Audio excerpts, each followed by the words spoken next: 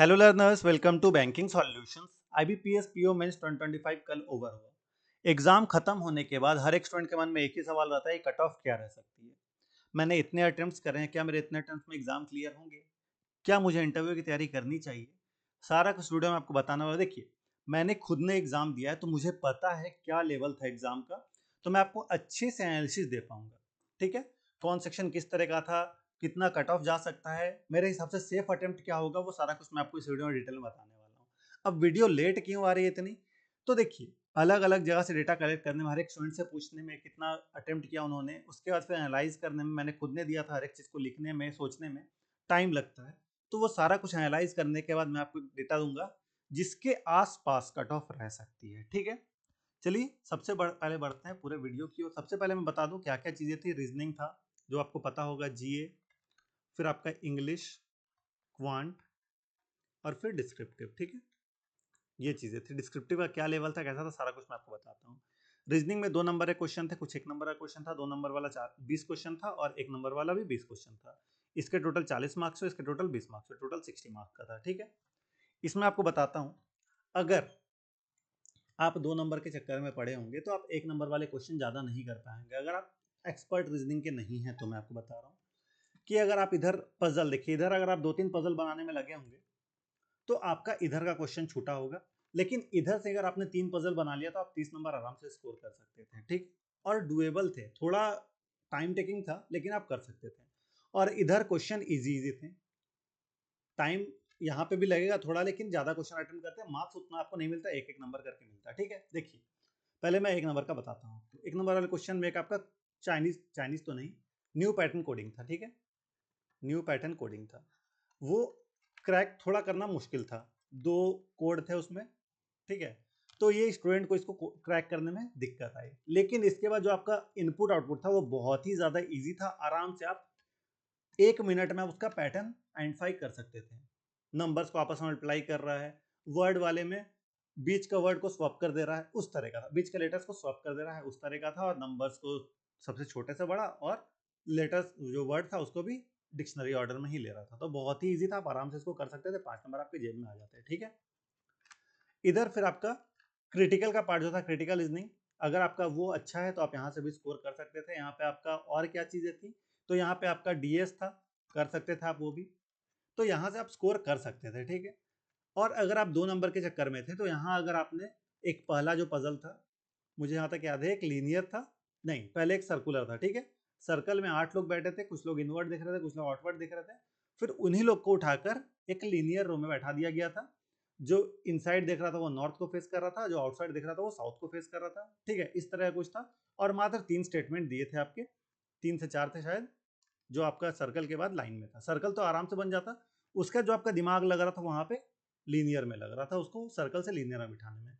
तो यहाँ पे अगर आप 7 से 10 मिनट देते तो आपका ये क्वेश्चन बन सकता था। ठीक है, इजी था, बस जो था वो लीनियर में बैठाने में टाइम लगता है। ठीक है, बहुत सारे स्टूडेंट इसको आधा ही छोड़ के टाइम लग रहा है, छोड़ के आगे बढ़ गए। देखिए, अगर आपसे बिल्कुल नहीं बन रहा था तो आप ठीक किए थे कि इसको छोड़कर आगे बढ़ के 1 नंबर वाले को पहले किए थे, उसके बाद फिर इधर आए थे। ठीक है, फिर इसका आपका यहाँ पे था 3 रो वाला था, 3 रो में बैठे, तो एक आपका डेजिग्नेशन बेस्ड पजल था, और फिर आपका एक कोडिंग, डिकोडिंग और डायरेक्शन मिक्स था। ठीक है, तो यहाँ पे अगर आप टाइम देकर 3 सेट भी बना लेते हैं, मतलब पजल का तीनों बना लेते हैं, या फिर 2 पजल, एक आपका Chinese plus coding decoding plus आपका वो डायरेक्शन वाला था, वो बना लेते तो आपका 30 नंबर तो आराम से इधर से आ जाता। ठीक है, 15 क्वेश्चन अटेम्प्ट होते 30 नंबर आ जाता। अब आप किस तरह से अटेम्प्ट कर रहे हैं, वो बहुत लोग क्या किए होंगे, इधर से एक बनाए होंगे, एक सेट पजल का बना लिए होंगे, बाकी यहाँ से 15-16 नंबर निकाल लिए होंगे, तो 20-25 नंबर तो उनका आराम से बन गया। ठीक है, 25 नंबर ऐसा ही बन गया। तो आप कितना अब अटेम्प्ट कर सकते थे अगर आप एवरेज है रीजनिंग में। ठीक है, तो अगर आपने यहाँ पे 18 प्लस करा है तो काफी अच्छा अटेम्प्ट है। बहुत सारे लोग का 18 भी नहीं पहुंचा होगा, 15 के आसपास, 15 से 18 अगर बोल दूं कि इतना अगर आपका अटेम्प्ट है तो अच्छा अटेम्प्ट है, बाकी आप कहीं और से मार्क्स खींच सकते हैं। इसके बाद बात करें जीए की, मैं आपको बता दूं फिर से कि मैंने करंट अफेयर्स बिल्कुल भी नहीं पढ़ा था, जीरो, कुछ मैं करंट अफेयर्स पढ़कर नहीं गया था, मैं पहले बता दूं। ठीक है, तो मैंने कैसे स्कोर किया, क्या किया, करंट अफेयर का सेक्शन खुला, मैंने तो बस देखिए, मैंने कह दिया था कि मैं बस एनालिस्ट के लिए जा रहा हूँ, एग्जाम मुझे निकालना नहीं है। रीजनिंग का मैंने देख लिया, फिर जीए खुला, मैं देखा देखते हैं क्या क्या क्वेश्चन है, अटेम्प्ट करते हैं। तो तीसरा क्वेश्चन मेरे सामने आया, और वो तीसरा क्वेश्चन 2 नंबर वाले में, यहाँ पे भी 2 नंबर और 1 नंबर वाला था। ठीक है, 2 नंबर वाले में जैसे ही तीसरा क्वेश्चन मुझे दिखा, अरे ये तो हलवा जी आया है। क्या क्वेश्चन था? एआई चैटबॉट पे था, ठीक है। एआई चैटबॉट किस कंपनी का कौन सा एआई चैटबॉट है, ठीक है। जैसे कि आपका चैट जीपीटी दिया है, चैट जीपीटी का आपका ओपन एआई लिखा हुआ था। इसी तरह से और भी चीजें थी। एक आपका था को पायलट, ठीक है। और को पायलट किसका, यहाँ पे लिख दिया गया था एप्पल का, जो कि यहीं पे गलत था, ठीक है। को पायलट विंडोज का है, एप्पल का नहीं है, तो ये गलत थी यहाँ पे। यहाँ पे 2 नंबर आप आराम से खींच सकते थे, क्योंकि ये बहुत ही ज्यादा इजी क्वेश्चन था। इसी तरह से एक और क्वेश्चन हम लोग को कंफ्यूजन हो रहा था, लेकिन बहुत इजी था, कि अगर आपके पास काउंटर फिट नोट आता है, ठीक है। काउंटर फिट नोट अगर कोई आपके पास कस्टमर लेकर आता है बैंक में, आप बैंक में डेस्क पे आपके कोई काउंटर फिट नोट लेकर आया, तो वहां पे आप क्या एक्शन लेंगे? क्या क्या ऑप्शन था? ऑप्शन नंबर 1, आप पुलिस बुलाएंगे, ठीक है, और उसको पुलिस के हवाले कर देंगे। ऑप्शन नंबर 2, आप नोट को डिस्ट्रॉय कर देंगे। एज अ बैंकर आप क्या स्टेप लेंगे वो यहाँ पे था, ठीक है। नोट को आप डिस्ट्रॉय कर देंगे। तीसरा ऑप्शन, कि आप किसी भी कीमत पे, इन नो केस, ऐसा करके था, आप उसको वो नोट वापस नहीं करेंगे। चौथा ऑप्शन था कि आप उसको, उसके अकाउंट को मार्क कर देंगे काउंटर फिट करके। और एक ऐसा ही कुछ पांचवा ऑप्शन था, याद नहीं आ रहा है वो, मैंने जीए का एक पूरा क्वेश्चन वाला सेट बना दिया है, मेमोरी बेस्ड वाला, वो उसमें मैं आपको बता दूंगा। तो यहाँ पे स्टूडेंट कहाँ पे कंफ्यूज थे? एक तो पुलिस को बुलाने को लेकर, एक नोट डिस्ट्रॉय करने को लेकर, और एक किसी भी केस में नोट को वापस नहीं करेंगे उस पर, ठीक है। बाकी तो खैर ऐसे ही था। अब पुलिस बुला नहीं सकते हैं आप आरबीआई का सर्कुलर के हिसाब से, ठीक है, तो इसको भी हम हटा देते हैं। अब आरबीआई के सर्कुलर में ये दो चीजें लिखी गई, मैं आपको दिखाता हूँ, यहाँ पे आप देखिए, मिटाने दीजिए इसको, देखिए आरबीआई के सर्कुलर में यहाँ पे लिखा गया है, in no case the counterfeit note should be return to the tenderer और डिस्ट्रॉयड बाय द बैंक्स या बैंक्स ब्रांचेस या फिर ट्रेजर, ठीक है। मतलब एक तो कि किसी भी केस में आपको नोट वापस नहीं करना है, तो ये वाला ऑप्शन आपका सही था। दूसरा जो डिस्ट्रॉय करने वाला था वो सही क्यों नहीं था, वो मैं आपको बताता हूँ। वहां पे बोला था एज अ बैंकर आप क्या स्टेप लेंगे, तो आप एज अ बैंकर नोट को डिस्ट्रॉय नहीं कर सकते, नोट बैंक ब्रांच या ट्रेजरीज ही डिस्ट्रॉय करेगी, ठीक है। तो आपके हाथ में ये नहीं है, तो इसका सही आंसर होता अंडर नो केस, आप किसी भी कीमत पे बैंक का नोट जो है वापस नहीं करेंगे कस्टमर को, ठीक है, टेंडरर को वापस आप नहीं करेंगे। तो यही उसका सही आंसर था, तो ये भी बहुत ही ज्यादा इजी था। इस तरह से कुछ क्वेश्चन इजी इजी मुझे दिखे। कुछ एक एनपीसीआई वाला था, ठीक है, वो भी इजी था, वो थोड़ा कॉमन सेंस से मैंने कर दिया। तो इस तरह से मैंने 13 मार्क्स के अटेम्प्ट करे, ठीक है, जिसमें से मेरा 10 क्वेश्चन सही है, श्योर सो, ठीक है, 10 क्वेश्चन सही है। तो जब मैं बिना पढ़े 9 मार्क्स के आसपास ला सकता हूं, ठीक है, तो अगर आपने करंट अफेयर्स पढ़ा था ना अच्छे से, तो आप आराम से 15 16 20 नंबर तो ला सकते थे, ठीक है। उतना कुछ मुझे टफ नहीं लगा जीए का सेक्शन। जो लोग जीए टफ बोल रहे हैं, वो बैंकिंग अवेयरनेस भी एकदम नहीं पढ़े होंगे और जीए भी एकदम ही नहीं पढ़े होंगे। अगर आपने जीए पढ़ रखा है, बैंकिंग अवेयरनेस पढ़ रखा है, आप आराम से 16 17 नंबर जीए में खींच सकते हैं। मैं बिना पढ़े जब 13 क्वेश्चन अटेंड कर सकता हूँ, 9 10 नंबर ला सकता हूँ। तो आप तो पढ़ रहे होंगे, डेली करंट अफेयर्स कर रहे होंगे, मैंने आपको टारगेट दे रहा था मैं डेली हर रोज, तो उससे अगर आप कर रहे होंगे तो आपका अच्छा खासा आप यहाँ पे स्कोर खींच सकते थे, ठीक है। बात करें इंग्लिश की, इंग्लिश भी ठीक ठाक, कुछ हाई फाई नहीं था, इजी लेवल का था। 5 नंबर वाले क्वेश्चन इजी थे यहाँ पे, मतलब 2 नंबर वाले क्वेश्चन जो 5 क्वेश्चन थे, टोटल 10 नंबर यहाँ पे इजी था आपका।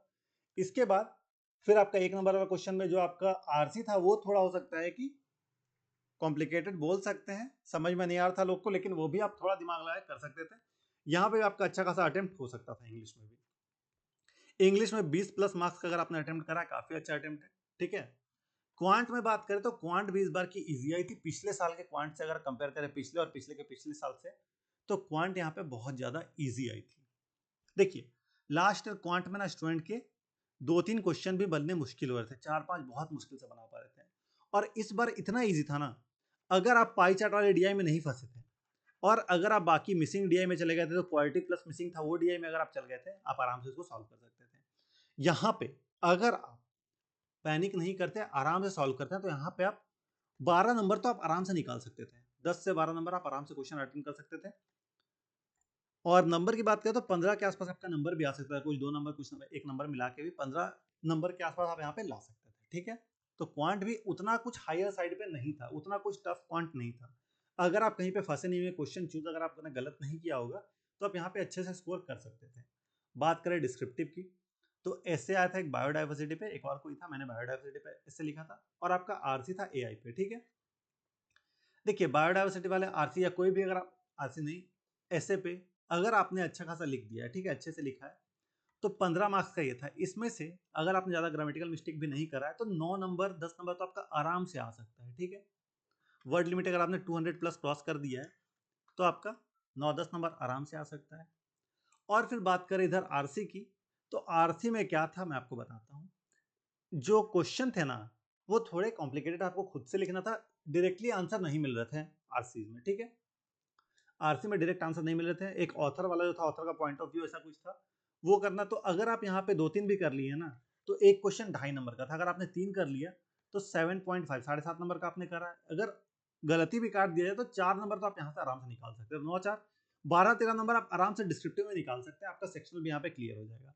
अब बात करते हैं सेक्शनल कट ऑफ की। ठीक है, सेक्शनल कट ऑफ की बात करें तो यहाँ पे देखिए लास्ट ईयर कट ऑफ मैं आपको बताता हूँ। लास्ट ईयर कट ऑफ जो था यहाँ पे 2.75 कैटेगरी का था और जनरल का 5.7 था। ठीक है, मैं जनरल का बता रहा हूँ, कैटेगरी आप अपने हिसाब से कर लीजिएगा ऊपर नीचे। ठीक है, 5.75 रीजनिंग का था। इस बार रीजनिंग थोड़ा अप जाएगा। कितना होगा रीजनिंग में इस बार? तो इस बार रीजनिंग में मुझे लगता है कहीं ना कहीं 7 मार्क्स के आसपास जा सकता है सेक्शनल कट ऑफ। ठीक है, इंग्लिश की बात करें तो इंग्लिश वही 8 से 10 नंबर के आसपास सेक्शनल कट ऑफ जा सकता है। डीआई थोड़ा बढ़ेगा, मुझे लगता है 4 के आसपास डीआई का ये कट ऑफ जाएगा।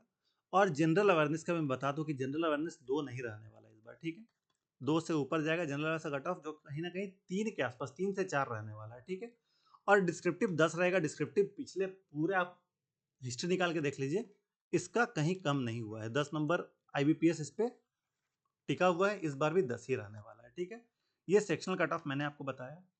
अब ओवरऑल कट ऑफ की बात करें तो देखिए last year overall cut off आपका जो था वो 66.50 था। ठीक है, इस बार मुझे जहां तक लगता है ना, कट ऑफ आपका जो है वो थोड़ा ऊपर जाएगा, ज्यादा ऊपर नहीं जाएगा। तो 68 से 70 के आसपास आपका कट ऑफ यहाँ पे आप एक्सपेक्ट कर सकते हैं। ठीक है, 70 से ऊपर तो नहीं जाने वाला है कट ऑफ, और ये मार्क्स के केस में मैं बता रहा हूँ। ठीक है, ठीक है, इससे ऊपर नहीं जाएगा। और ये डिस्क्रिप्टिव लेकर है। ठीक है, डिस्क्रिप्टिव लेकर इंक्लूडेड है। अगर डिस्क्रिप्टिव हटा दें तो अगर आप एक्सपेक्ट कर रहे हैं कि आप 58 के आसपास ले आ रहे हैं ना बिना डिस्क्रिप्टिव के, 58 नंबर के आसपास अगर आप ले आ रहे हैं तो आपका कट ऑफ क्लियर हो जाएगा। लेकिन क्या आपको सिर्फ कट ऑफ क्लियर करना है? नहीं, आपको सिलेक्शन लेना है, फाइनल सिलेक्शन। तो आपके कट ऑफ से कम आपको 15 नंबर 10 नंबर ऊपर लाना ही होगा। ठीक है, तो कट ऑफ से 10-15 नंबर ऊपर लाएगा तो आपका कट ऑफ क्लियर हो जाएगा। बाकी कट ऑफ जो रहेगा वो 68 से 70 के बीच में रहने वाला है, और ये डिस्क्रिप्टिव के साथ रहने वाला है। तो मैंने यहाँ पे आपको बता दिया। अब इंटरव्यू की तैयारी आप कैसे करेंगे, कहाँ से करेंगे, मैं आपको बताता हूँ। देखिए इंटरव्यू की तैयारी तो आपको करनी चाहिए। अगर आप एक्सपेक्ट कर रहे हैं कि 58 के आसपास आपका स्कोर आ रहा है, क्लियर तो हो जाएगा। बाकी अगर आप इंटरव्यू में मान लीजिए आपका कट ऑफ से 4-5 नंबर ही ऊपर है और इंटरव्यू आप बहुत अच्छा कर देते हैं, इंटरव्यू मान लीजिए आपका 95 के आसपास आ जा रहा है, बन जाएगा आपका। ठीक है, फाइनल सिलेक्शन भी हो सकता है। लेकिन 58 के आसपास, 58 से ऊपर अगर आप बिना डिस्क्रिप्टिव के कर रहे हैं, स्कोर लग रहा है आपका आ जाएगा इतना, स्कोर की बात कर रहा हूँ मैं, अटेम्प्ट की बात नहीं कर रहा हूँ, तो आप इंटरव्यू की तैयारी शुरू कर दें। इंटरव्यू में बैठने का तो मौका मिल जाएगा आपको। ठीक है, अब बात करें कहाँ से आप इंटरव्यू करेंगे, तो देखिए गाइडली का आप ये IBPS PO personalise interview batch ले सकते हैं। इसमें आपका 2 online interview, 15 live classes by Aditya sir, फिर आपका रिकॉर्डिंग रहेगा, रिकॉर्डिंग और फिर mock interview for self evaluation आपको मिलेगा। First mock interview with Aditya sir या किसी गाइडली एक्सपर्ट के साथ, फिर मॉक 2 आपका ex panel member of IAPS SBI का जो रहे उनके साथ होगा। Special session on personality test आपका लिया जाएगा। 100+ आपको रिकॉर्डेड वीडियोस मिलेंगे, ठीक है, जो कि एक्स GM रह चुके हैं सर उनसे। ठीक है, और वो पैनल मेंबर भी रह चुके हैं SBI के। तो यहाँ ये आपको बहुत ज़्यादा बेनिफिशियल रहने वाला है ये। तो इस बैच को आप परचेज कर सकते। देखिए प्राइस तो इसका 2399 है, 2399 सॉरी 2399 है। लेकिन अगर आप 20 सोल कूपन कोड लगाते हैं तो आपको 2111 पे ये मिल जाएगा। ठीक है, आप चाहे तो इसको ले सकते हैं। ठीक है, तो मैंने आपको हर एक चीज यहाँ पे डिटेल में बताया। बाकी आपका कितना अटेम्प्ट, आप कितना स्कोर एक्सपेक्ट कर रहे हैं, अटेम्प्ट नहीं, नंबर ऑफ अटेम्प्ट नहीं, मार्क्स आप कितना एक्सपेक्ट कर रहे हैं वो कमेंट सेक्शन में जरूर से बताइएगा। और आपके हिसाब से क्या लगता है आपको ये कट ऑफ क्या ज्यादा जाएगा या कम जाएगा, वो भी आप कमेंट सेक्शन में बता सकते हैं। ठीक है, तो ये मेरा डिटेल एनालिसिस था। बाकी अगर आपको ये वीडियो पसंद आए, वीडियो को लाइक जरूर से करिएगा, अपने दोस्तों को शेयर करिएगा और हमारे चैनल को सब्सक्राइब करिए ताकि आने वाले वीडियोस नोटिफिकेशन आपको मिलती रहे। जस्ट आप यहाँ क्लिक कर सब्सक्राइब कर सकते हैं। सब्सक्राइब करके मैं सपोर्ट कैसे हमें मोटिवेशन मिलती है और वीडियोस लाने की। आपको किसी प्रकार डाउट है, कोई भी सजेशन या फीडबैक देना, आप कमेंट सेक्शन में दीजिएगा। आपको आपके एग्जाम के लिए all the best. Thank you.